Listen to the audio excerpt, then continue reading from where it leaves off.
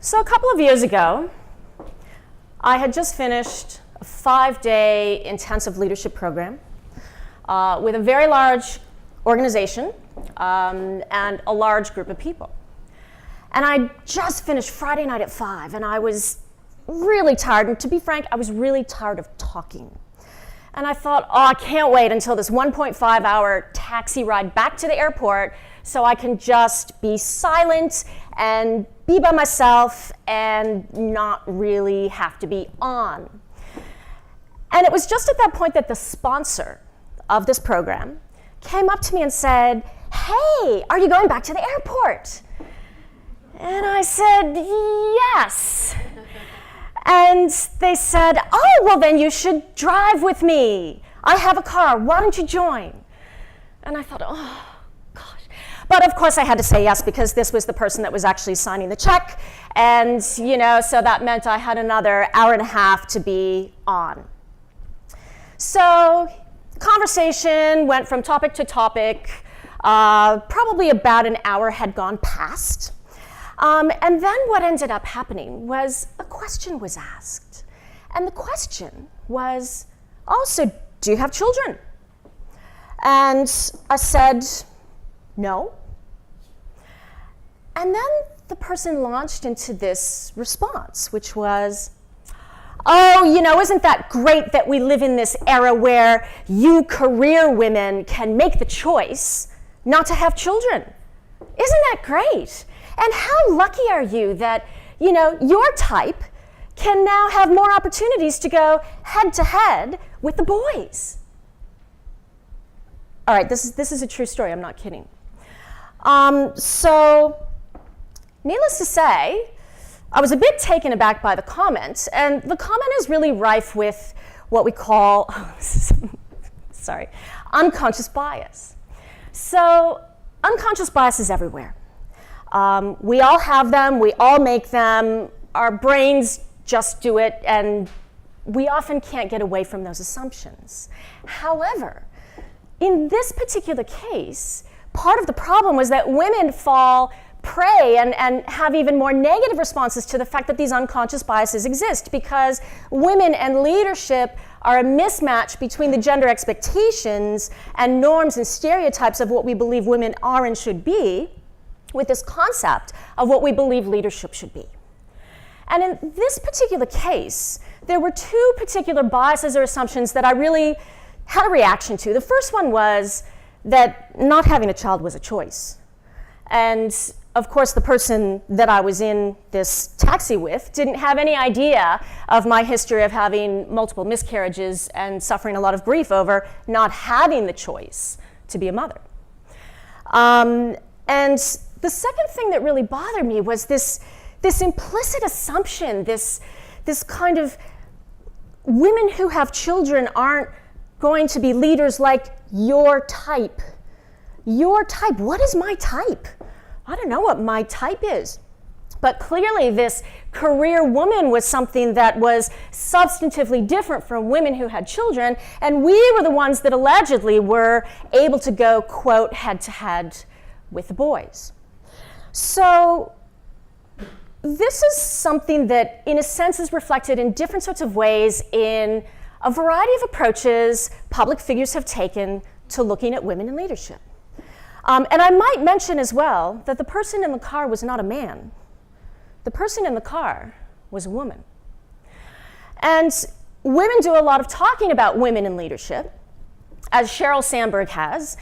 In her Lean In campaign, of course, there's been a lot of incredibly good things that have come out of Sheryl Sandberg's Lean In campaign. And I've listed up on the screen 4 particular recommendations that Sheryl makes to women, and these kind of implicit assumptions that women need to do something different.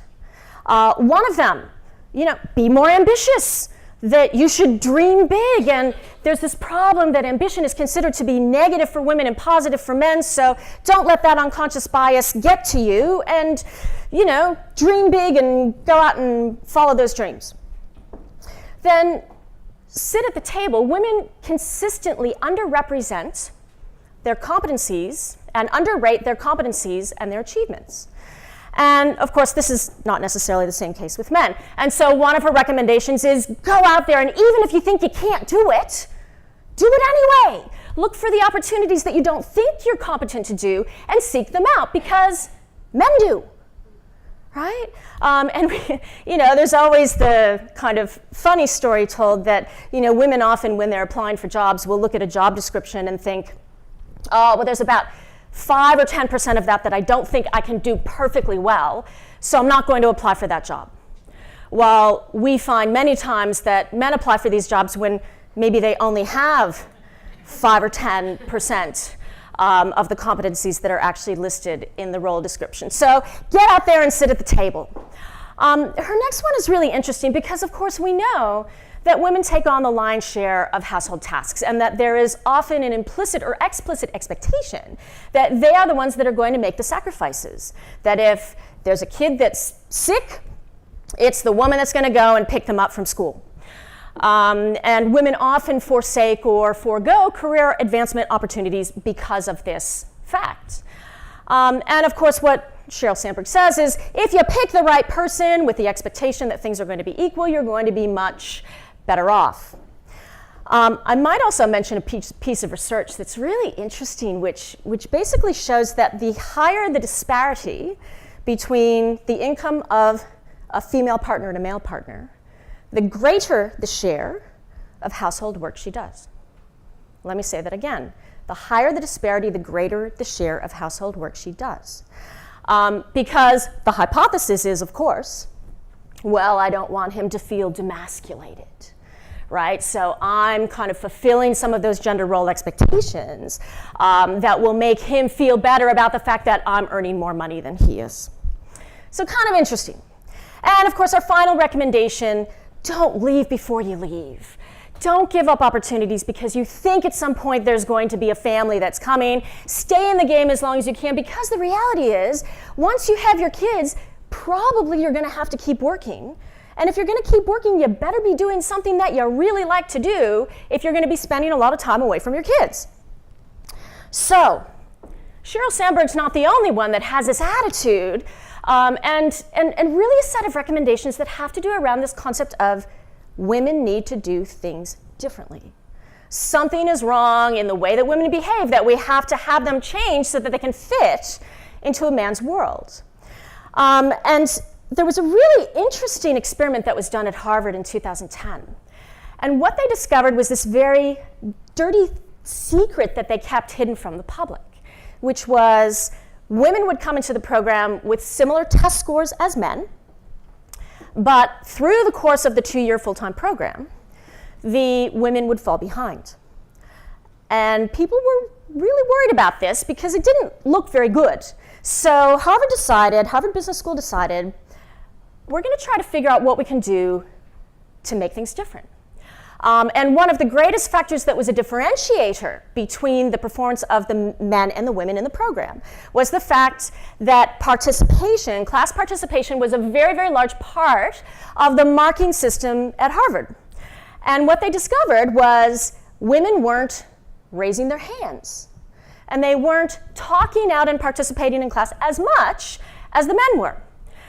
And believe it or not, they hired a coach to train women to raise their hands, and to train women to speak up, and to train women to interrupt their peers when they were talking.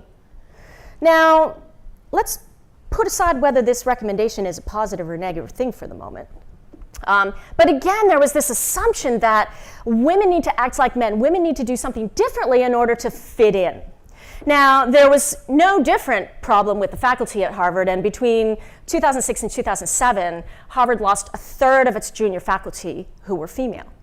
And again, there were some coaches who were hired, and again, the coaches were telling women how to handle, and again, this is true stuff, how do you handle when the male students in the class attempt to undermine you, make comments about your appearance, or talk about physical characteristics or the attire you have chosen. And the amazing thing is, we're not really talking about the coaching of the male students. to not engage in these perhaps quite inappropriate comments, but somehow now we have to teach the female faculty how to handle it and to stand up and exude warmth while at the same time controlling the room. So I have to admit that perhaps I'm not necessarily any different. That I've probably over the last 25 years taught thousands of women to negotiate. And what we know is that there's some real differences between men and women and how they negotiate. One of them is in the propensity to initiate negotiations. And what we know is that women initiate negotiations significantly less often than men do. And so what do? We train women and coach women to ask for it, to get out there and try to not just wait to be noticed, but to be more assertive about asking for what they want. The second thing that we know is that women characteristically set less ambitious targets than men.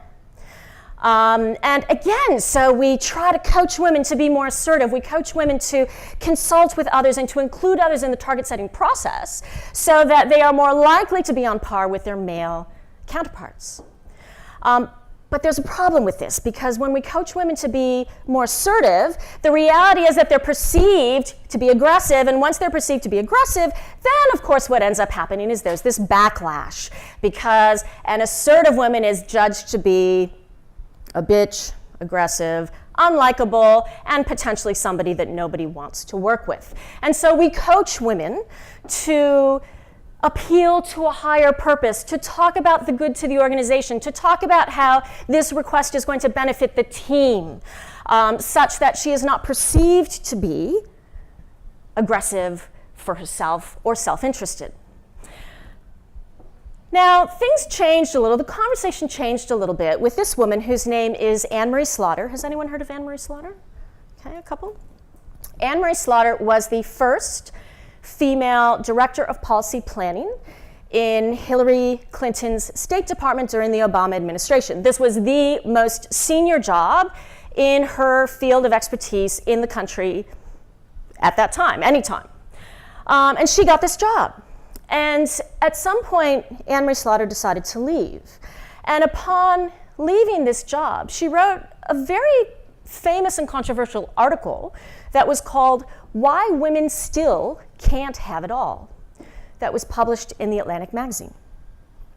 And more or less, this article started out by saying, I want to apologize to the millions of women who I feel like I gave the wrong message, because I feel like in the past I've joined this group that has blamed women for not ascending the career ladder fast enough, for not, balancing miraculously the kids on one side and the career on the other side, and being well-dressed and beautiful and thin and fit and everything else at the same time.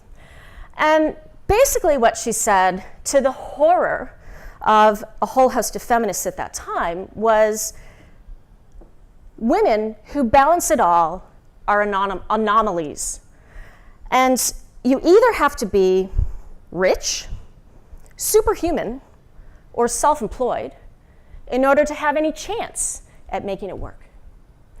So, of course, she had all kinds of negative responses to this article, of people saying, how can you sell us out? This is ridiculous. You've done a disservice to feminism, and you're no longer being a good role model to the women of the world, the young women of the world, and this is such a horrible thing. But she was absolutely unapologetic. And she said, actually, I think one of her most powerful quotes, I still strongly believe that women can have it all, and men can too. I believe that we can have it all at the same time. However, not with the way America, insert Australia and many other countries as well, not with the way America's economy and society are currently structured. So this has actually really started off what I think is a really interesting conversation, which is around, wow, where do we go from here? And is it the case that women have to do something differently to fit into the male's world? Or is it the case that perhaps the world needs to really begin changing for women. So I want to bring up two issues. The first is about leadership itself. So what do we define as great leadership, and is this something in a world that women can play in? And the second thing is to talk about the structures and systems and kind of practices that sit under this organizational reality of leadership, that, well, leaders exist in an organizational context, in a role, and how do we actually implement that, and how do we make that happen? So let's start with leadership. So in 2017, Mary Crosser did a really interesting study of 1,100 leaders and a whole slew of followers. And this study was published very recently and basically came up with a list of 11 characteristics that were the new characteristics or kind of capabilities of senior leaders that work in our modern, complex, ever-changing digital world. So you see these 11 things up here. So being accountable, of course, being responsible and admitting when you make mistakes, not making excuses. Being collaborative, playing nice in the sandbox, and actually working with other people and through other people, not just separate from them. Being courageous to make hard decisions, especially when they're really unpopular. Being driven and passionate to get yourself through the hard times and keep going and keep pushing forward even when it's really hard to do so. Using good judgment, taking advice from other people and not thinking that you know everything, and using the data that's available out there in the world to its best use. Integrity, having high standards for oneself as well as being a good role model for others. And then, of course, we have some that sometimes we might think we don't really see a whole lot of. Humanity, actually having compassion and caring about your people. Humility, not being a narcissistic psychopath. And perhaps, being able to take criticism and be willing to change and admit that you were wrong. Being just and fair and objective. Being composed, cool, calm, and collected under pressure. And last but not least, they use this term transcendence, which means having a higher purpose and being able to communicate that meaning and higher purpose to other people. Now, as we look through this list, is there any reason that men should be leaders more often than women? And I think all of us, I hope, can conclude that, well, no, there really isn't any sort of gender link to most of these characteristics. And in fact, if we were to look at this list, we might even say or predict that women are just as, if not more, qualified to be leaders when we look under this framework. Now, why is it that we certainly have a significant representation of leaders, or let me rephrase that, people in positions of power and authority who do not seem to have many, if any, of those characteristics? And we do have remnants of this command and control, alpha male style. And look, this style had its heyday. It had its heyday during the manufacturing era. And where really what we needed more than anything else was compliance. And we didn't talk about engagement. We didn't talk about job satisfaction. Because in those days, why did people work? Well, if I take my father as an example, he took a job. He worked there for 40 years. He didn't like it. And he didn't actually really care if he liked it or not, because that's not the reason why he was working. Why was he working, and why did people of that era work? Many of them worked because I want to give my children a better life. I want my children to get an education when I didn't get an education. I want to bring the status and I want to bring my family up and allow them to have a life that I never had the chance to have. So in those eras, what we found was, you could actually get away with being a real jerk. And what ended up happening with a lot of the people that worked in that era was, well, look, if I just stick it out long enough, I'll be the one that can be a jerk to everybody else in a couple of years' time. Well, in our knowledge economy today, this isn't the case. And what we know certainly is that we need what's in people's brains. We need them to be engaged. We need them to be motivated. And that doesn't happen when somebody's screaming at you. And we also know that many of you probably sitting in this room have given advice to your children. And what have you said to your children? You should love what you do. You should pick something that you really enjoy. You should be satisfied by your career. You should find purpose and meaning in it. And if you don't, find something else or find somewhere else to go. So these pieces of advice, of course, imply that the style of leadership that we need today in 2017 is very different from that style of leadership that people could get away with in the past. And that command and control alpha male style has really reached its expiry date. Then, of course, the big question is, well, why are they still here?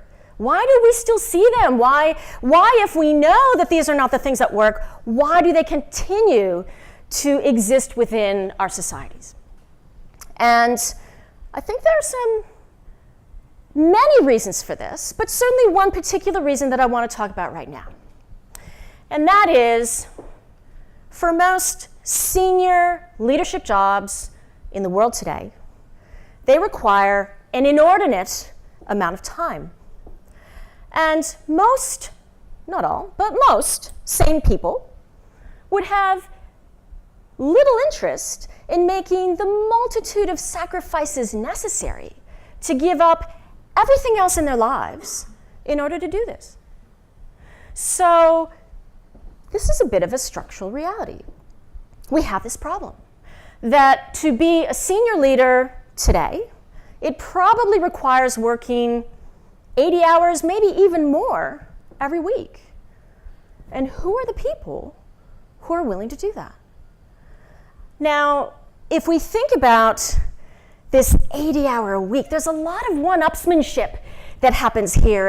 And I meet with leaders, and some of the things I hear, oh, yeah, you know, I worked a 100-hour week last week, and I took 30 flights in the last 300 days. You know, so we hear this bragging about how hard I work and how much I work and how much time I spend working and how many hours I spend on an airplane, et cetera, et cetera.